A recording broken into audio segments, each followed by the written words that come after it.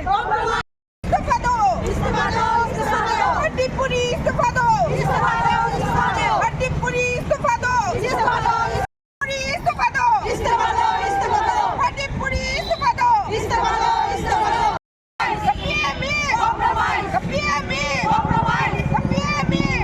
स्वर्ण Kamal jewellers presents विवाह स्वर्ण उत्सव 19 जनवरी से पूरे वेडिंग सीजन तक। वेडिंग ज्वेलरी खरीदिए और जीतिए एक romantic couple trip to Vietnam. पाएं गोल्ड ज्वेलरी पर up to 25% making charges off और डायमंड ज्वेलरी पर 100% मेकिंग चार्जेस ऑफ। साथ ही लकी ड्रॉ में जीतिए 2 फैमिली ट्रिप्स टू कश्मीर। हर परचेज पर अश्योर गिफ्ट और हॉलमार्क्ड ओल्ड गोल्ड एक्सचेंज पर कंप्लीट वैल्यू सिर्फ स्वर्ण कमल ज्वेलर्स पर। TNC apply.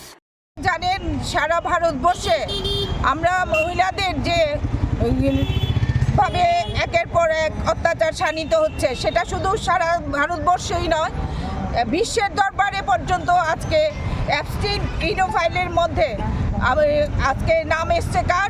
আমাদের পিএম মোদি, তারপর কেন্দ্রীয় মন্ত্রী হরদীপ সিং পুরী এবং পিএম মোদির বন্ধু অনিল আম্বানির নাম পর্যন্ত এসছে।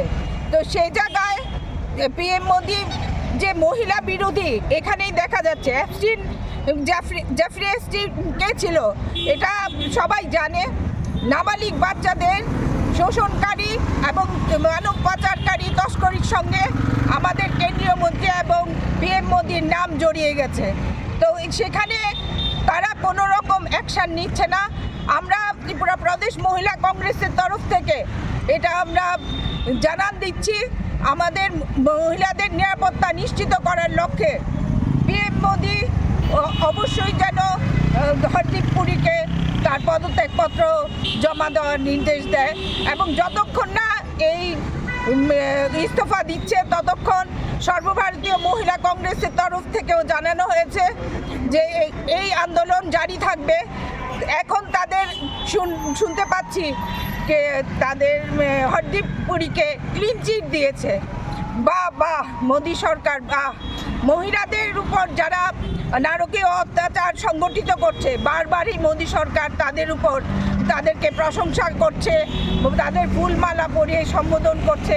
আপনারা ক্রমাগত দেখে গেছেন একের পর এক যে নারী বিদ্বেষী যে এই সরকার সেটা আবারও প্রমাণিত হয়েছে।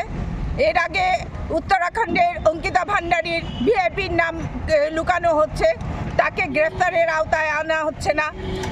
তারপর কপিল সিংহা উন্নাওয়ের যে পীড়িতা এবং তাদের পরিবারের মানুষকে হত্যাকারীকে কপিল সিং সেঙ্গারকে যেভাবে তারা আদালতে পার পাইয়ে দেওয়ার জন্য ব্যবস্থা করেছিল, সেদিক থেকে সর্বোচ্চ আদালতকে আমরা ধন্যবাদ জানাই যে তার এই জামিন খারিজ করেছে এবং তাকে আবার জেলে পুরে দেওয়ার নির্দেশ দিয়েছে।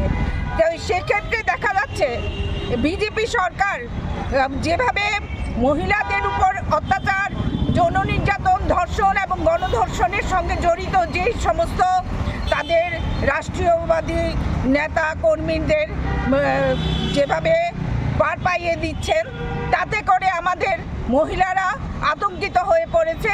মহিলাদের সুরক্ষার জন্য দেশবাসী পথে নেমেছে এবং আওয়াজ তুলেছে। অ্যাপস্টিন ফাইলে যারা দোষী সাব্যস্ত এবং নাম জড়িয়ে গেছে তাদেরকে অবিলম্বে পদত্যাগ করতে হবে।